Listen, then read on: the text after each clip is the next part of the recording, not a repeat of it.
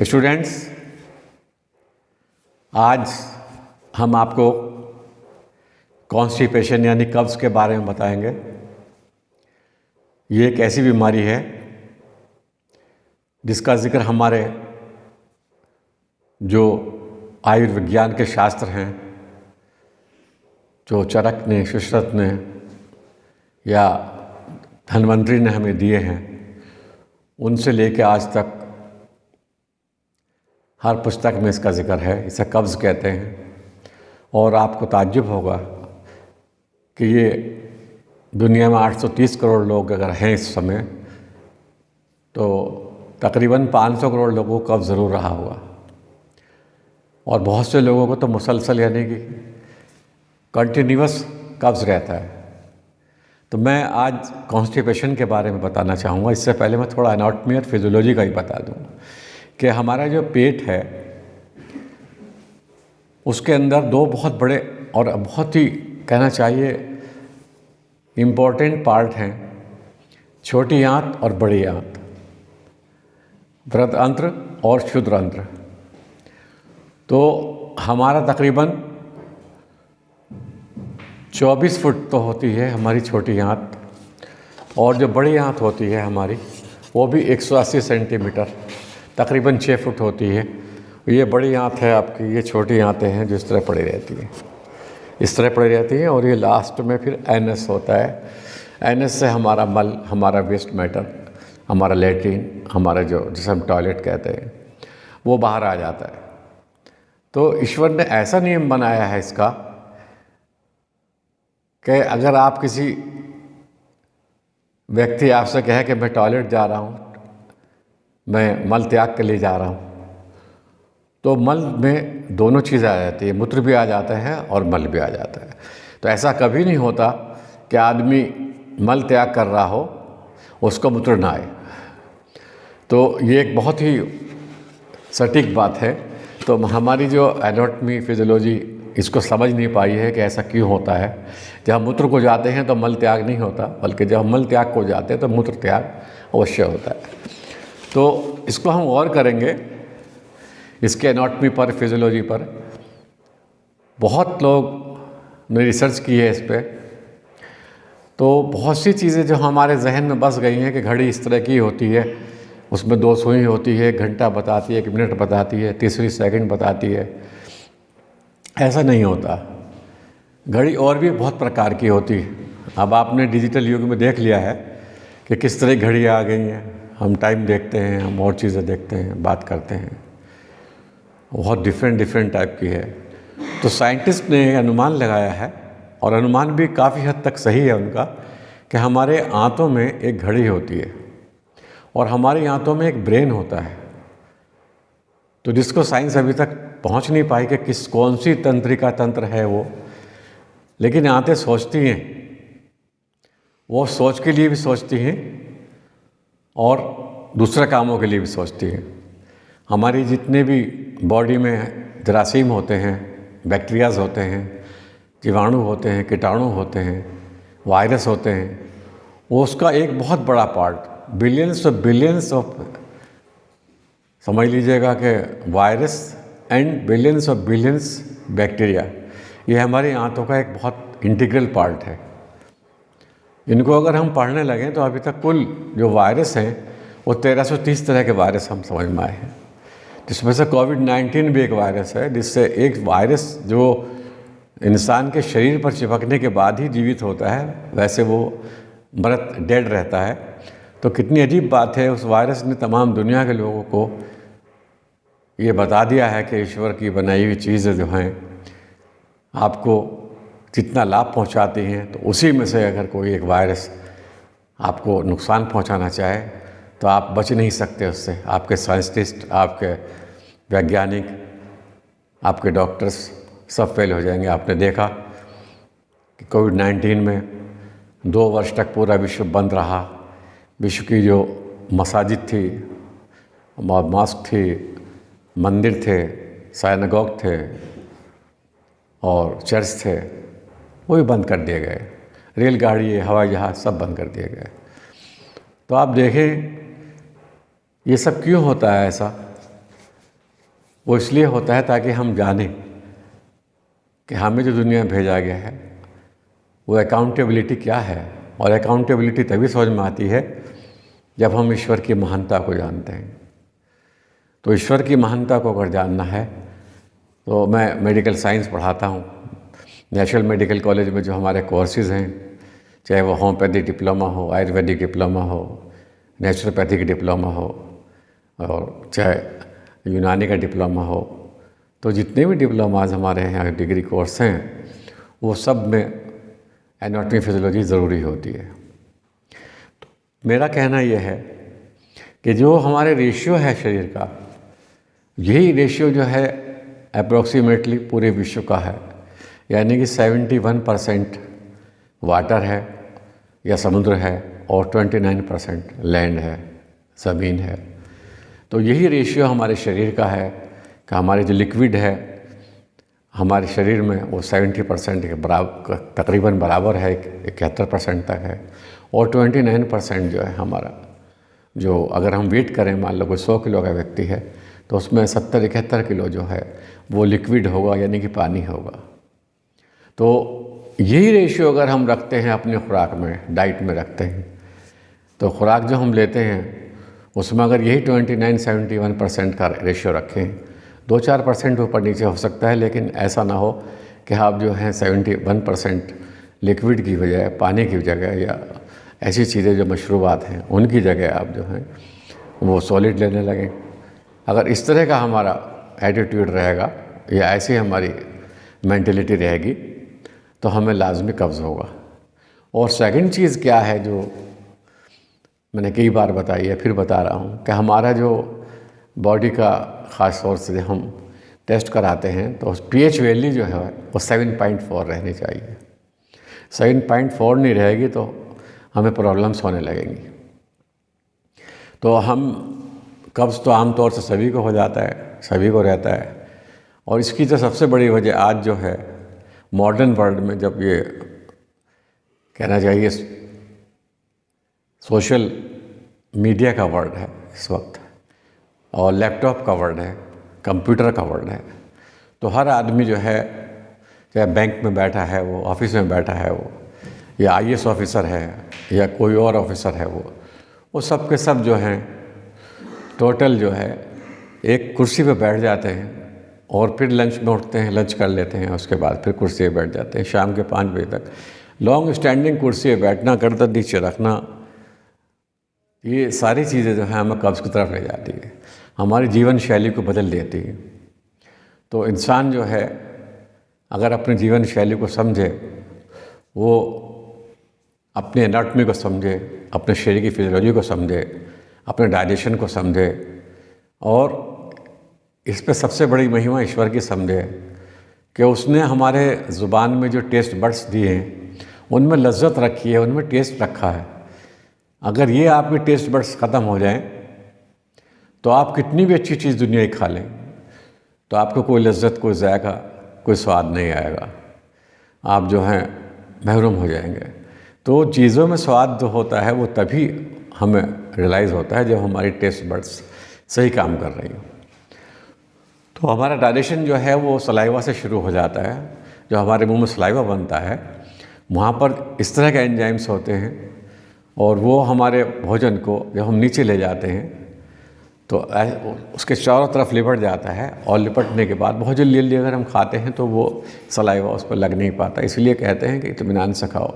उससे 2 फ़ायदे होते हैं। एक तो वो चीज़ जो है हमारे जो दांत होते हैं उससे बार बार हम चबाते हैं, और साथ साथ दांत के चबाने से ही सलाइवा बैक्सीज में निकलता है।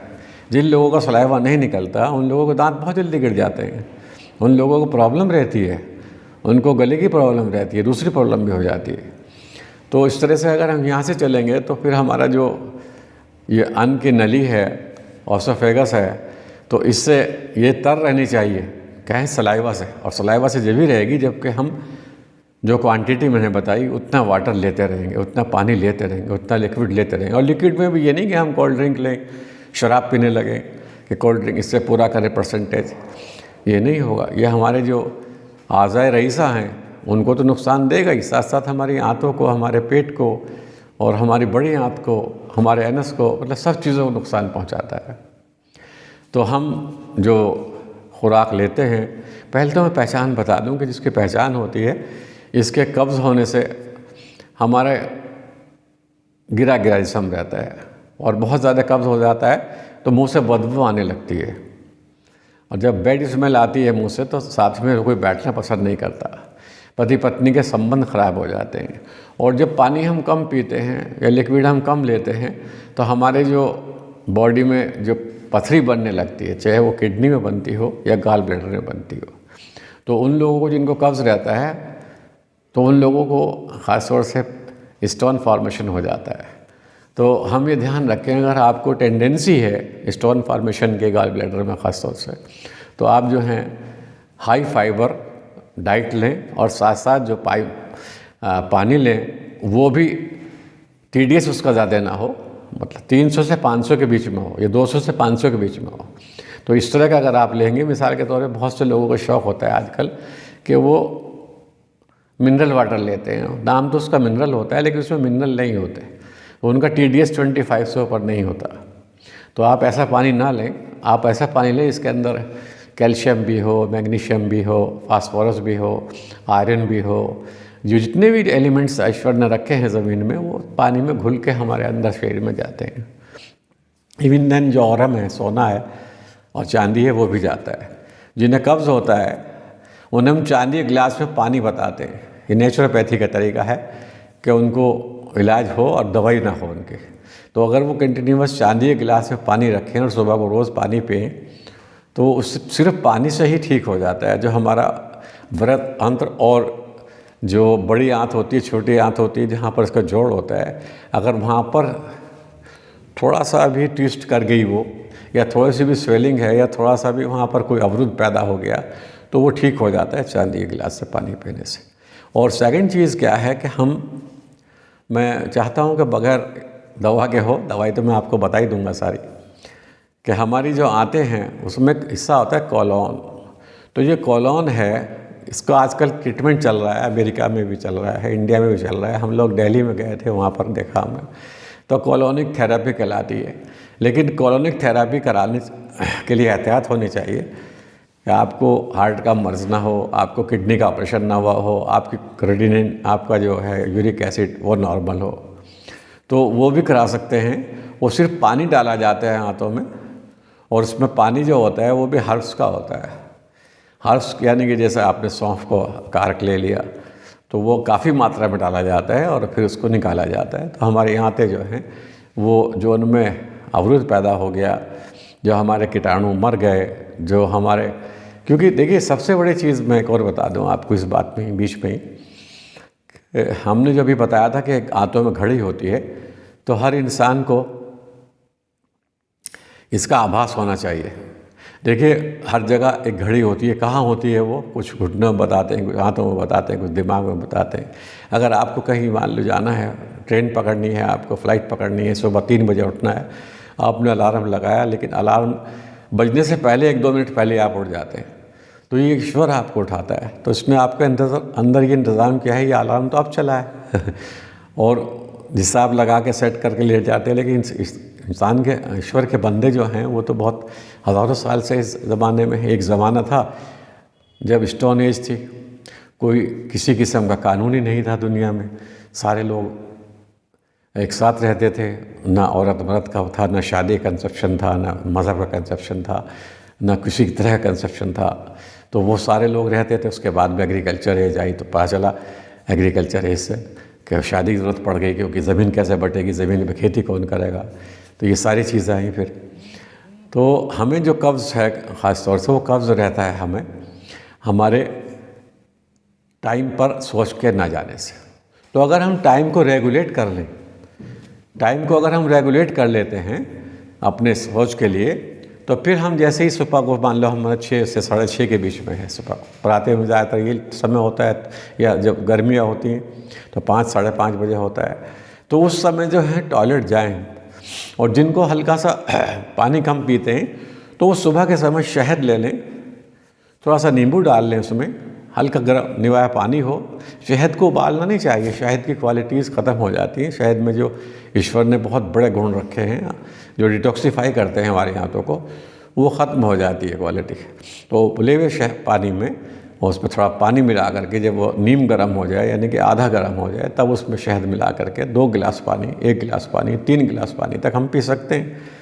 और हम पिएंगे तो आप देखेंगे हमारे जो सिस्टम है, रिफ्लेक्स एक्शन होगा बॉडी में, और फ़ौरन within some hours, within some minutes आपको लैट्रिन का अर्ज फील होने लगेगी कि मुझे टॉयलेट जाना चाहिए। और उस वक्त रोके नहीं, आपको गैसेस बाहर आने लगेंगी तो आप फ़ौरन जो है टॉयलेट में जाइए और वहाँ बैठिए। और अच्छी तरह से एक ध्यान और रखें कि दाएं पाँव पर ऐसे हाथ रखें और ऐसे रख लें और आगे की तरफ झुक जाएं।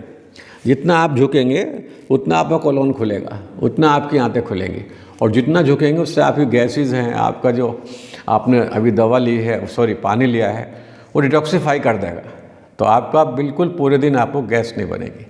और खाने पीने का भी ख्याल रखें। बहुत से लोग जैसे ये गेहूँ खाते हैं गेहूँ का आटा लेते हैं, बहुत बड़ी बड़ी कंपनियाँ आजकल आटा बना रही हैं, क्या नाम लेना आप सब जानते हैं, टीवी पर आती हैं, उनका दिखाते हैं बड़ा खूबसूरत रोटी बनी है, सफ़ेद बनी है, राजधानी का है, ये दूसरी कंपनियों का है, और आप ख़रीद लेते हैं।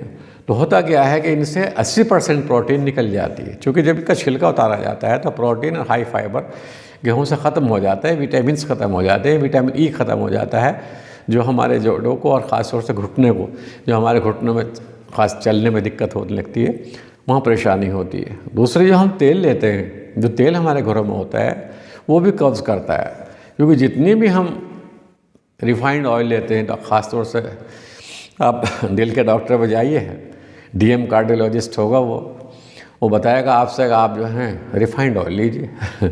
हमने गए थे मलेशिया गए थे, तो मलेशिया में हमने देखा कि वहाँ पर सरसों होती है, न वहाँ पर आपके ऑलिव होता है और ना अंजीर होता है, ना कोई चीज़ ऐसी चीज़ नहीं होती, बल्कि वहाँ पर पाम के ट्री हैं और पाम की खेती होती है। 13 वहाँ पर प्रोविंस हैं, हम 12 में तकरीबन गए थे। वहाँ में अवार्ड दिया गया था, वहाँ के डिप्टी होम मिनिस्टर ने बुलाया था उन्होंने, बल्कि नेचुरोपैथी के लिए हमें जगह दिखाई, मकान भी देना चाहा। लेकिन हम लोग भारत की, क्योंकि हम भारत के पैदा हुए, हम चाहते हैं कि अपनी जो आर्ट है, अपना जो कॉलेज है, अपने जो बच्चे निकले, हज़ारों बच्चे नेशनल मेडिकल कॉलेज से निकले, इनके गाइडेंस के लिए और कॉलेज में पढ़ाने के लिए हमें भारत आना पड़ा।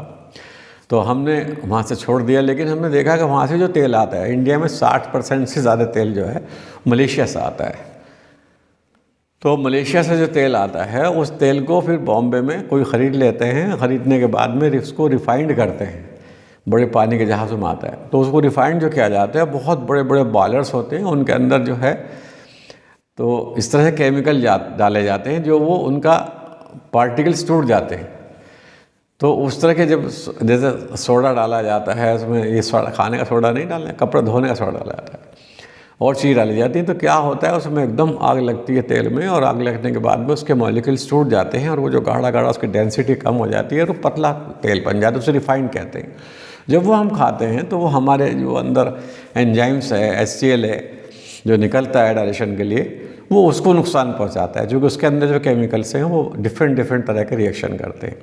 या हम बाज़ार से चीज़ें लेते हैं, मैदे की बनी हुई हो, फास्ट फूड हो, जंक फूड हो, ये सब चीज़ें हमें कब्ज़ करती है। दूसरे ना टहलना, सुबह को अभी मैंने बताया था कि नेचुरोपैथी का पार्ट है आपका टहलना। तो 102 फ़ायदे होते हैं कि जो ईश्वर ने कुरान में कहा है, वेदों में कहा है कि मेरे साइंस हैं। साइंस का मतलब SIGNS, साइंस, निशानियाँ हैं। तो वो आज साइंस में बदल गई हैं, और सारी निशानियाँ जो हैं साइंसदानों ने बताया है कि इनके अंदर कुछ लॉज छिपे हुए हैं। जब हम इन पर गौर करते हैं तो ईश्वर की महिमा हमारे अंदर आती है, धन्यवाद जाता है। जब हम धन्यवाद करने वाले बनते हैं तो हमारा कॉन्स्टिपेशन ऑटोमेटिकली कम हो जाता है।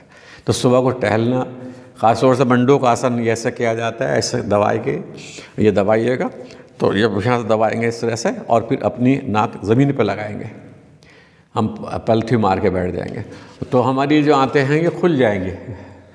ये जो आंतें हैं इनका जो है, जो शिथिल रहती हैं, ये इनमें एक मोमेंट रहता है, उसको कहते हैं इंग्लिश में पेरिस्टाल्टिक मोमेंट। तो पेरिस्टाल्टिक मोमेंट जो है, बहुत से लोग नशा करते हैं शराब का, बहुत से लोग अफीम खाते हैं, बहुत से लोग मैट्रिक्स वगैरह टैबलेट लेते हैं, या बहुत से लोग इंजेक्शन लगवाते हैं, तो उनका ये पेरिस्टाल्टिक मूवमेंट कम हो जाता है। मतलब ये पेरिस्टाल्टिक मूवमेंट समझिए केंचुए जैसा कि चलता भी कहीं नहीं है, चलता भी रहता है। हिलती भी तो दिखाई देती हैं आते, जब ये हिलना कम कर जाती हैं, इस तरह से करती हैं, इस तरह से करती हैं, इस तरह से करती हैं, तो आपको कब्ज़ हो जाता है। तो इसकी मोटिलिटी जो है वो कम ना हो, इसके लिए आप एक तो ये कि जैसे आप बैंक में या ऑफिस में या कहीं काम करते हैं, इस तरह से एंकर्स हैं टीवी वाले, चूँकि हमारा प्रोग्राम तो पूरी दुनिया में देखा जाता है, तो उनके लिए भी मेरा कहना है कि वो ख़ास तौर से बैठें और इसको कॉलोन अपने खोलने के लिए मंडूक आसन कर लिया करें। और इसका और भी अच्छा कब्ज़ का इलाज बता रहा हूँ मैं आपको कि 5 मिनट जो हमारे कॉलोन के मसाज करवा लें मसाज, तो ये भी बहुत फ़ायदेमंद है। इससे भी कब्ज़ की जो प्रथा है, कब्ज़ की बीमारी है, बिना किसी दवाई के ठीक हो जाती है। और इससे भी आसान तरीका नेचुरोपैथी में है कि आप जो हैं लगातार जो है सांस लें, और सांस लेने के बाद में इस तरह से अगर आप नहीं जानते रोकना, आप ऐसे रोक लीजिए, 1 मिनट तक रोक के रखें, इस तरह से रोक कर रखें। तो 3 बार ऐसा कीजिए। उसके बाद में आप अविलोम विलोम कर लीजिएगा। इधर से सांस लेंगे, इधर छोड़ेंगे, 5 मिनट ये कर लीजिएगा। सॉरी 5 मिनट नहीं, 5 बार इधर से कर लीजिएगा, इधर से कर लीजिएगा। तो ये 2-3 मिनट की एक्सरसाइज है आपकी, जो नेचुरोपैथी आपको बता रही है। ये आपकी आंतों को तक़वियत बख्शेगी, स्ट्रेंथ बख्शेगी, और आपकी आंतें जो ठीक होंगी, आप चेयरफुल होंगे, आपके चेहरे पर चमक आएगी। तो ये सब चीज़ें जो आप ध्यान रखेंगे तो आपको बहुत फ़ायदा होगा। लेकिन बहुत से लोगों को समय नहीं मिलता, नेचुरोपैथी विश्वास नहीं होता। हालांकि मैं तो खुद 7-8 लाख मरीज़ देख चुका हूँ जो एलोपैथिक में दवाई दी जाती थी जिन्हें, फिर मैंने उन्हें नेचुरोपैथी की दवाई दी, नेचुरोपैथी का अपने तरीका बताया। जी नेचुरोपैथी का तरीका क्या है? जो हमारे ऋषि मुनियों का तरीका था, जो हमारे प्रॉफिट्स 124,000 प्रॉफिट्स दुनिया में आए, उनका तरीका था। यानी सादा जीवन, उच्च विचार, इसे कहते हैं नेचुरोपैथी। तो नेचुरोपैथी जो है आपको खाने पीने का तरीका बताती है, सोने का बताती है। क्योंकि जब हम समय पर सो जाते हैं, मिसाल के तौर पे हम रात को 2 बजे तक जाग रहे हैं, तो हमें कब्ज़ हो जाएगा। और अगर हम रात को इशा की नमाज के बाद सो जाते हैं और सुबह को फजर की नमाज से पहले उठ जाते हैं, 90 मिनट पहले हम उठ जाते हैं, तो हमें कब्ज़ नहीं होगा। वजह क्या है कि जो हमारी वेव्स हैं जो ज़मीन से निकलती हैं, वो उस वक्त इस तरह की होती है कि वो हमारे शरीर को न सिर्फ हमारे न्यूरॉन्स से एक्टिव करती है, क्योंकि न्यूरॉन्स से ही पेट, दिमाग से ही तो हमारा पेट चलता है, दिमाग भी तो आता है हमें टॉयलेट आ रहा है, ये भी तो हम चल देते हैं एकदम टॉयलेट के लिए। तो इनको कंट्रोल करता है। और अगर हम समय से सोएंगे तो एंडोर्फिन निकलता है हमारे। अगर किसी को पर्याप्त मात्रा में एंडोर्फिन निकलता है तो वो साउंड स्लीप आएगी, और साउंड स्लीप आने से क्या होगा कि हमारे आंतें जो हैं वो डिटॉक्सिफिकेशन अपने आप ही कर देती है। जो भी मैंने बताया था, पेरिस्टाल्टिक मूवमेंट होता रहता है, तो हमारा लीवर इसमें लग जाता है, हमारा बाइल्स इसमें लग जाता है। जब इसको सब चीज़ें लगती हैं तो आहिस्ता आहिस्ता आहिस्ता आहिस्ता ये हमारी आनस तक टॉयलेट को पहुंचाने में मदद करते हैं। और हमारी 24 फीट की किसली दी ईश्वर ने आते हैं छोटी, कि इसमें तकरीबन 5 से 10 किलो के बीच में अगर ये पूरी भर जाए तो इतना लैट्रिन आ सकती है, रुक जाता, अगर रुक जाती है तो कब्ज़ हो जाता है। और अगर ब्लीडिंग आने लगती है तो हमें डॉक्टर्स को बुलाना पड़ता है।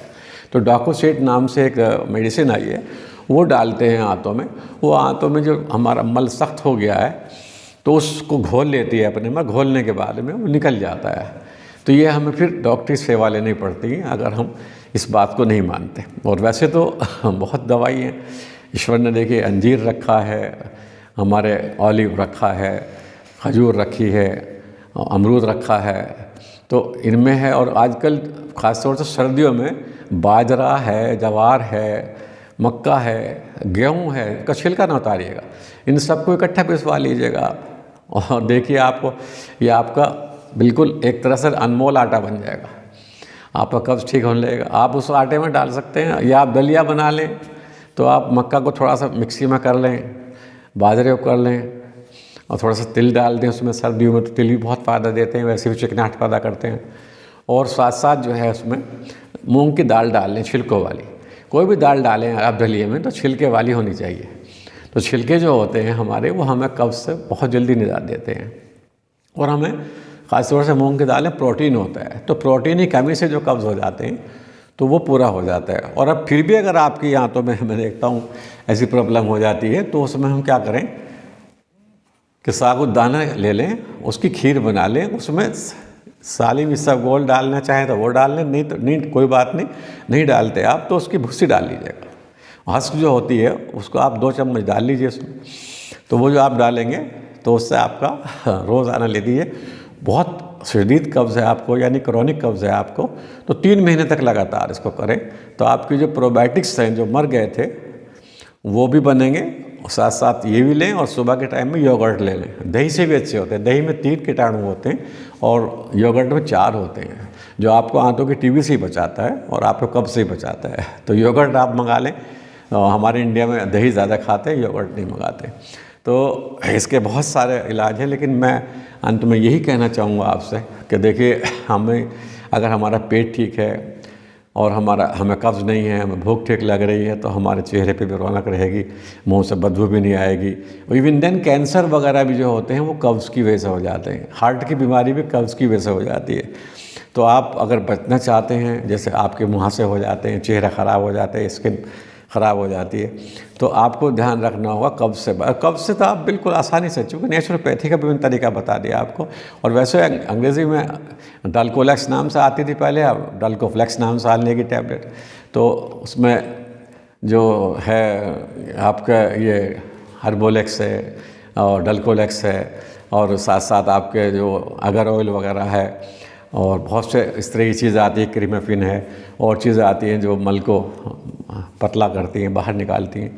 ये चीज़ें आप ले सकते हैं इमरजेंसी में। लेकिन अच्छी बात यह है कि आप जो है त्रिफला लीजिए, आप छोटी हरड़ ले लीजिए, त्रिफला भी ना लें तो चूसते रहिए। नहीं चूस सकते आप तो 1 चम्मच रोज़ गर्म पानी से ले लीजिए रात में सोते समय, आप वो ले सकते हैं। अभी मैंने आपको बताया था कि एक चांदी का गिलास रख लीजिएगा, थोड़ा महंगा ज़रूर आता है लेकिन बहुत फ़ायदेमंद होता है, क्योंकि चांदी, सोना और ये तांबा, ये सब हमारे शरीर के अंदर जो है कंपोनेंट्स होते हैं ब्लड के। अगर इनकी मात्रा कम हो जाती है तो हमारे कुछ ना कुछ बीमारी, जैसे सोने की हम जैसे गोल्ड मार्जिन बनाते हैं, तो जिन लोगों के स्पर्म कम बनते हैं, इम्पोटेंसी हो जाती है, उन्हें भेजते हैं, फ़ायदा हो जाता है। तो इन चीज़ों का ख्याल रखेंगे आप, और बैलेंस डाइट का ख्याल रखेंगे आप, और ऐसी चीज़ नहीं लेंगे जो आपको नुकसान दे रही है, ऐसी चीज़ नहीं लेंगे जो फास्ट फूड कहलाती है, ऐसी चीज़ नहीं लेंगे जो तली हुई चीज़ें कहलाती हैं, ऐसी चीज़ नहीं लेंगे जो केमिकल्स से बनती हैं, तो ऐसी नहीं लेंगे जो प्रिजर्वेटिव होते हैं, तो आपको किसी किस्म का कब्ज़ नहीं होगा और आप जो है स्वस्थ रहेंगे। क्योंकि हमारे आंतें ही तो हैं जो हमें पोषण देती हैं, आंतें ही तो हैं, इनमें विलाइज होती है जो हम आज खाते हैं। हम कुछ भी खाएं, बादाम खाएं, पिस्ता खाएं, किशमिश खाएं, तो अगर वो विलाइज ही शॉर्ट नहीं काम कर रही, वो सोख नहीं रही अपने में, तो कहाँ आएगा वो विटामिन ए हमने लिया तो आँखों में जब तो आएगा वो, जबकि हमारी विलाइज काम कर रही होंगी। तो कब्ज़ सिर्फ यही नहीं कि लैटिन ना आने का नाम है, बल्कि कब्ज़ जो है हमें एक इस तरह के अंधकार में ले जाता है, हमें सोचने समझने की शक्ति भी कम हो जाती है। तो मैं चाहता हूँ कि अगर हम पॉजिटिव सोचें, पॉजिटिव माइंड बनाएं, तो फिर हमें इस तरह की दिक्कत नहीं आएगी। तो अगर हम पॉजिटिव रहेंगे और जो बातें आज हमने बताई इसको बार बार देखेंगे, सुनेंगे, समझेंगे, तो आपको कॉन्स्टिपेशन, क्रॉनिक कॉन्स्टिपेशन नहीं होगा।